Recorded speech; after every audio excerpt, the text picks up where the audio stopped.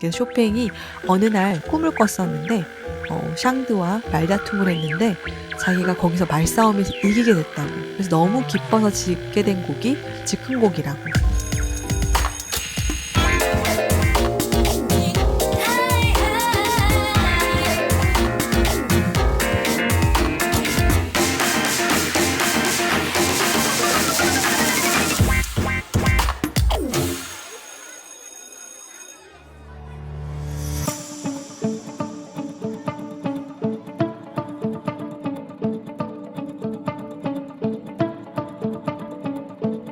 안녕하세요. 반갑습니다. 오늘은 서양음악사 낭만파 시대로 여러분들을 만나게 되었습니다. 낭만파 시대는 음악가들의 러브 스토리가 너무 재미있어서요. 서양음악사 설명을 하면서 러브 스토리에 대해서 제가 설명해 보려고 합니다. 벌써 기대되는 학생들이 많이 있을 거라고 생각합니다. 낭만파 시대의 시대적 배경에 대해서 먼저 알아보도록 하겠습니다. 낭만파 시대는 1820년에서 1900년까지를 낭만파 음악의 시대라고 할 수 있습니다. 낭만파 시대의 특징은요. 첫 번째, 개인의 감정, 상상력, 자연, 자유를 강조한 예술 운동이 성행하였습니다. 또한 선생님이 1학기 때 설명했었던 고전주의 시대 음악 기억하시죠? 고전주의의 대표적인 작곡가가 누가 있었죠? 그렇죠. 모차르트와 베토벤을 선생님이 설명했었는데 기억나시죠? 고전주의의 규칙성과 형식미에서 벗어나서 내면의 감정과 개성을 표현하는 것을 더 중요하게 생각하게 되었습니다. 세 번째로는 문학, 미술, 음악이 긴밀히 연결되어 있고요. 예술을 통한 개인의 해방을 촉구하는 것이 특징이라고 볼 수 있습니다. 낭만파 음악의 특징을 조금 더 자세히 알아보도록 하겠습니다. 낭만파 시대에는 개인적 음악의 감정 표현이 나타나기 시작합니다. 서정적이고 감정적인 선율, 화려한 감정적 클라이막스를 많이 사용합니다. 음악가 개인이 느꼈던 감정들을 음악으로 많이 표현하죠. 제가 나중에 설명하겠지만 쇼팽이 만든 노래 중에 아주 짧은 왈츠곡이 있습니다. 자신의 강아지가 자신의 꼬리를 잡으려고 뱅글뱅글 도는 모습이 너무 귀여워서 만든 곡이 왈츠라는 곡이 있습니다. 이것처럼 음악가들이 자신이 개인적으로 느낀 감정들을 음악으로 표현하기 시작했습니다. 두 번째는 표제 음악이 나오게 되었습니다. 자, 표제 음악은 제목이 있는 음악이라고 생각하시면 될 것 같습니다. 문학이나 그림 등 특성 이야기를 음악으로 묘사하기 시작했습니다. 예를 들면 베를리오즈의 환상교향곡이 있는데요. 베를리오즈가 자신이 꿈에서 꾸었던 내용들을 음악으로 만들었던 것처럼 자신이 문학이나 그림, 꿈에서 봤던 이야기들을 음악으로 묘사하는 것을 표제 음악이라고 할 수 있습니다. 세 번째로는 피아노의 황금기가 나오는데요. 피아노가 악기가 굉장히 많이 발전하기 시작합니다. 특히 피아노에서 페달이 생기기 시작하면서 피아노 중심의 음악 창작 활동이 활발하게 활성화되기 시작합니다. 그리고 피아노를 통해서 예전에 표현할 수 없었던 포르테와 피아노 이런 악상 표현들을 표현할 수 있게 되면서 피아노의 황금기라고 할 수 있었습니다. 네 번째로는 작곡가, 연주자. 그러니까 작곡가들이 직접 연주자로 활동하면서 음악적 개성을 보여주게 됩니다. 제가 조금 이따 설명할 리스트 같은 경우에는 피아노 연주를 굉장히 잘했기 때문에 지금 아이돌과 같은 인기를 누렸던 작곡가이자 연주자가 리스트였다고 볼 수 있습니다. 자, 그러면 본격적으로 낭만파 작곡가들의 러브 스토리에 대해서 알아보도록 하겠습니다. 자, 첫 번째 러브 스토리의 주인공은 프레데리크 쇼팽입니다. 쇼팽은 1810년에 태어나 1849년에 돌아가신 짧은 생을 살다 죽은 작곡가라고 할 수 있습니다. 30대 정도의 삶을 살다 죽었는데요. 짧았지만 강렬했던 러브 스토리를 남겼던 쇼팽을 만나보도록 하겠습니다. 쇼팽은 폴란드에서 음악 생활을 했던 사람입니다. 어릴 때 어머니는 폴란드 사람, 아버지는 프랑스 사람이었어요. 옆에 사진에 보이는 이 그림이 폴란드의 그림입니다. 어릴 적 폴란드에서 자랐고 폴란드에서 봤던 자연의 경관과 폴란드의 그런 음악들을 음악으로 그대로 표현해내서 폴로네이즈 같은 작품들을 많이 작곡했었죠. 그 후에 쇼팽은 어른이 되고 나서 프랑스로 이사 오게 됩니다. 자, 프랑스에 이주해서 쇼팽이 처음 음악가로 활동할 때 샬롱 같은 데서 음악 연주를 많이 했었습니다. 그때 만났던 여인이 조르주 샹드라고 하는 여인입니다. 여기 그림에 보이는 여인 보이시죠? 쇼팽이 피아노를 치고 있으면 옆에 이렇게 지켜보고 있는 여인이죠. 여기는 쇼팽이 있고 밑에 작게 조르주 샹드의 얼굴이 나와 있습니다. 이 두 사람의 러브 스토리를 알아보도록 하겠습니다. 쇼팽과 조르주 샹드를 현대 회화에서 표현한 작품으로 제가 가져와 봤고요. 들라크루아가 그린 두 사람의 장면에서 서로 간의 사랑이 느껴지시죠? 조르주 샹드라고 하는 이 사람은 여성 소설가입니다. 이 당시에는 여성 소설가가 흔하진 않았는데요. 강한 개성을 가진 자유로운 여성이었고요. 두 사람은 1836년에 만나서 9년간 열정적이면서도 복잡한 관계를 이어갑니다. 샹드는 쇼팽이 폐결핵으로 힘들어할 때 헌신적으로 돌보며 그의 창작 활동을 지원하였습니다. 하지만 두 사람은 성격 차이와 샹드의 자녀 문제로 인해 1847년에 결별하게 되죠.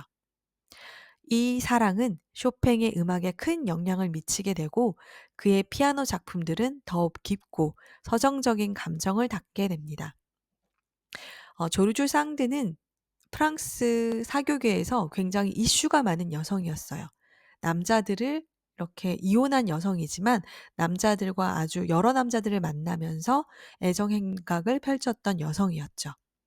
그리고 이 샹드에게는 딸아이가 있었는데 결별하게 된 결정적인 이유 중에 하나가 딸아이보다 샹드를 사랑하는 것보다 딸아이를 더 많이 좋아하는 것 같다라는 오해 때문에 이 둘의 연인 관계가 끝이 나게 되었다고 합니다. 그리고 샹드가 소설가였기 때문에 말을 굉장히 잘했고 그리고 쇼팽보다 나이가 많았어요. 그래서 말싸움을 하거나 이러면 항상 쇼팽이 졌었죠. 그래서 쇼팽이 어느 날 즉흥곡을 막 짓게 됐는데 이 곡을 어떻게 짓게 됐냐고 물었더니 자기가 잠깐 꿈을 꿨었는데 샹드와 말다툼을 했는데 자기가 거기서 말싸움에서 이기게 됐다고. 그래서 너무 기뻐서 짓게 된 곡이 즉흥곡이라고 설명을 하기도 했다는 이야기가 전해집니다. 자, 쇼팽이 굉장히 우수에 어린 곡들을 많이 지었는데요. 그중에서 녹턴 2번을 들어보고자 합니다.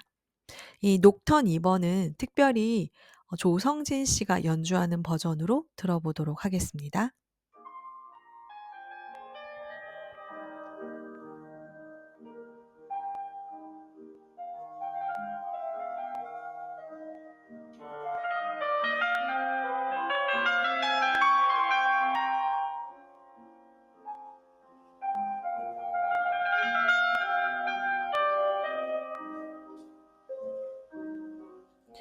쇼팽은 피아노의 시인답게 굉장히 서정적인 곡들을 많이 작곡했던 작곡가라고 알고 계시죠? 네, 그러한 곡의 느낌을 잘 살린 곡이라고 볼 수 있겠습니다. 자, 그러면 두 번째 낭만파 작곡가들의 러브 스토리의 두 번째 주인공인 로베르트 슈만을 만나보도록 하겠습니다. 슈만은 1810년에 태어나 1856년에 생을 마감한 작곡가입니다. 슈만의 러브 스토리는 굉장히 유명하고요. 사회적으로 큰 주목을 받은 작곡가입니다. 슈만과 클라라 비크가 있는데요. 슈만은 피아노 선생님인 프리디 비크의 딸 클라라와 사랑에 빠지게 됩니다. 클라라는 뛰어난 피아니스트로 슈만과 클라라의 관계는 당대 사회적으로도 큰 주목을 받게 됩니다. 그러나 클라라의 아버지는 이 결혼을 강력히 반대하며 법정 소송까지 벌이게 되죠. 1840년 두 사람은 결국 결혼에 성공했고, 이는 슈만의 가곡의 해를 열게 됩니다.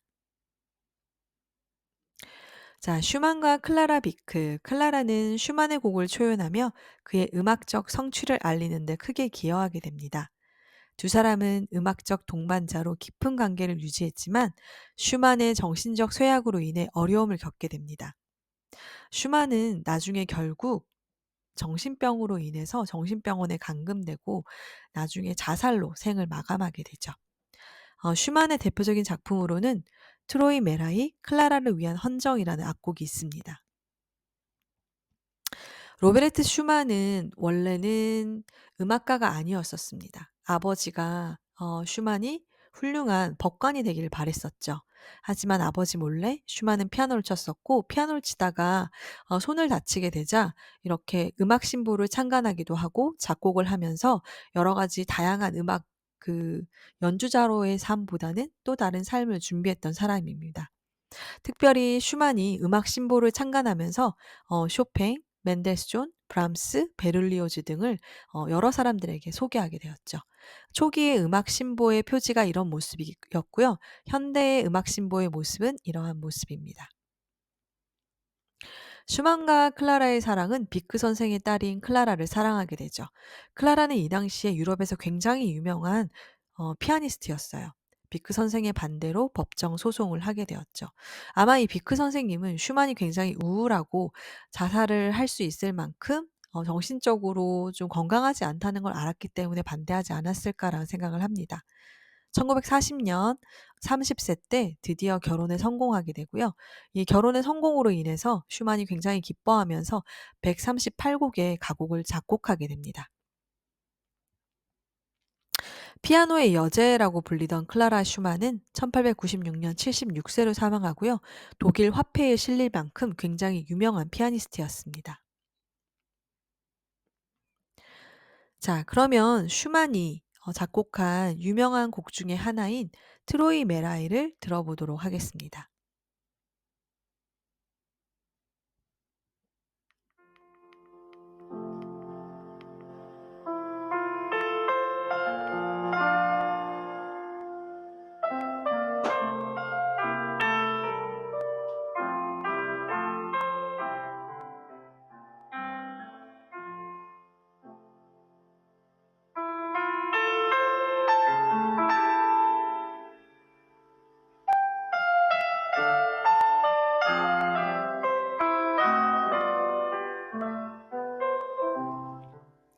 네, 굉장히 아름다운 곡이죠. 자, 그래서 슈만의 트로이 메라이까지 들어보았습니다. 그러면 마지막에 주인공인 세 번째 러브스토리의 주인공 프란츠 리스트를 만나보도록 하겠습니다. 프란츠 리스트는 1811년에 태어나서 1886년에 죽은 작곡가입니다. 프란츠 리스트는 당대 최고의 피아니스트이자 피아노의 왕으로 군림했었습니다. 마리 다구라는 여성과 사랑을 했었는데요. 마리 다구는 프랑스 귀족 출신으로 두 사람은 1833년 만남을 가지게 되었습니다. 마리는 남편과 이혼 후에 리스트와 동거하며 새 아이를 낳게 되죠. 두 사람은 유럽을 여행하면서 리스트의 공연을 함께 했지만 점점 관계가 소원해지기 시작합니다. 그 후에 마리는 리스트와 헤어진 후에 그와의 연애를 기반으로 소설을 쓰기도 합니다. 리스트는 그 이후 러시아 공주인 카롤린 비트켄슈타인과 또 다른 연애를 시작하게 되죠. 여기 그림에 보이는 것은 리스트의 손인데요. 리스트는 손이 굉장히 컸습니다. 그래서 10도의 음정을 보통 사람이 그 옥타브를 치듯이 편하게 쳤다고 해요. 손이 굉장히 컸기 때문에 아주 폭발적인 그런 포르테와 표현들을 가능했던 손이라고 볼 수 있습니다. 리스트의 대표적인 곡으로는 사랑의 꿈, 헝가리 랩소디가 있는데요. 지금은 우리 대표적인 곡들 중에서 사랑의 꿈을 들어보도록 하겠습니다.